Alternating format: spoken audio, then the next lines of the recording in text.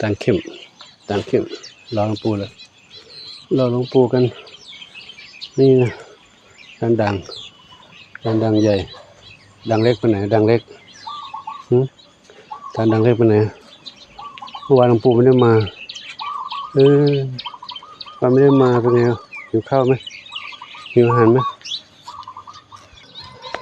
โอ้เล่นอะไรกันนะเล่นอะไรกัน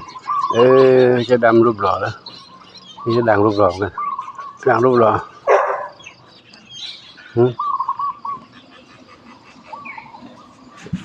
ผู้หลายออกมาไม่ได้แล้วผู้หลายมาไม่ได้หลายชอบไล่มอเตอร์ไซค์เขาไว้ในบ้านแล้วออกไม่ได้แล้วอยู่นั่นเลยไปละ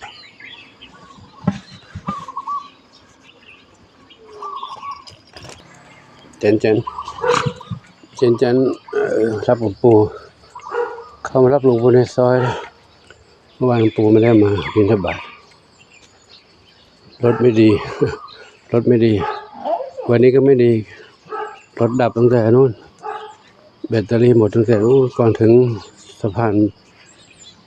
านแม่น้ำวังทุกท่านพรุ่งนี้ต้องจอดละเดินมาไม่ได้มาก็ต้องแข่งกลับ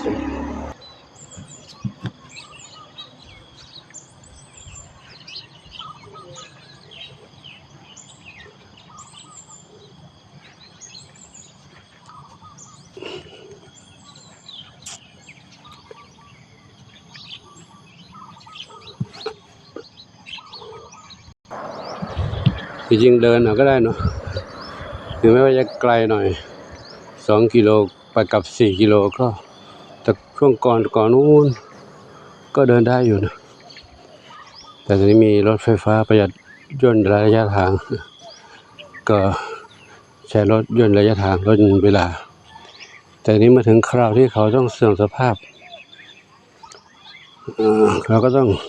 กลับสู่สภาวะเดิมเดินเอาถ้าใช้รถยนต์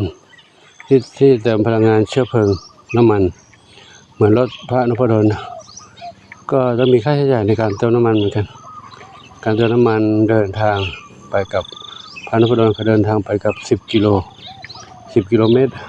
ต้องใช้รถยนต์10 กิโลเมตรไปกับก็น้ำมันก็ใช้เยอะอยู่มาคิดทบทวนอีกครั้งหนึ่งแต่ว่าถ้าเอาเงิน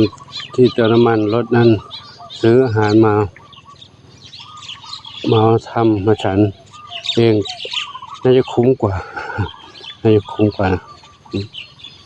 เพราะเติมน้ำมันไปกับ200ทั้งเงิน200มาซื้ออาหารฉันก็ได้เยอะนะแต่ของหลวงปู่นี้รถไฟฟ้าตอนนี้มันเสื่อมสภาพแล้วก็ต้องเดินถ้าไปซื้อใหม่ราคาก็เป็นหมื่นก็ถ้าเงิน10,000นั้นมาซื้อกับข้าวฉันก็ได้เหมือนกันอันนี้คิดตามหลักแบบง่ายๆนะแต่ถ้ามีรถก็ดีจะประหยัดแรงกายไม่ต้องเดินทางไกลต้องเหนื่อยมากผมต้องใช้เวลาเดินทุกวันเป็นปี2 ปีนี่นะถ้าลงทุน10,000ก็คุ้มอยู่แต่ตอนนี้มันยังไม่ได้ก็ต้องเดินไปก่อนก็ขออันนี้คงจะนำพาทุกท่านได้รับชมประมาณนี้เนาะพอเดินไปก็ไกลอยู่เดี๋ยวขอยุติไว้นี้ก่อนเนาะขออนุโมทนาสาธุกับทุกท่านที่รับชมรับทราบเรื่องราวต่างๆเนาะในวัดก็มีน้องเหมียวเข้ามาขออาศัยอยู่กันเรื่อยๆเนาะดูแลกันไปตามนี้แหละเนาะขออนุโมทนาสาธุกับท่านขออำนวยพรให้ทุกท่านพบความสุขความเจริญมีความสุขกายสุขใจปรารถนาอยู่ใดขอท่านทุกความมุ่งมั่นปรารถนาทั่วกันทุกท่านทุกคนแวะซื้ออาหารเนื้อไก่ไปต้มไปนึ่งให้น้องหมากินอาหารสดกับก่อนกินแล้วก็จะเดินทางกลับต่อขออนุโมทนาสาธุแล้วพวกก็ไปต่อไปจนได้มีสุขสาธุเจ้า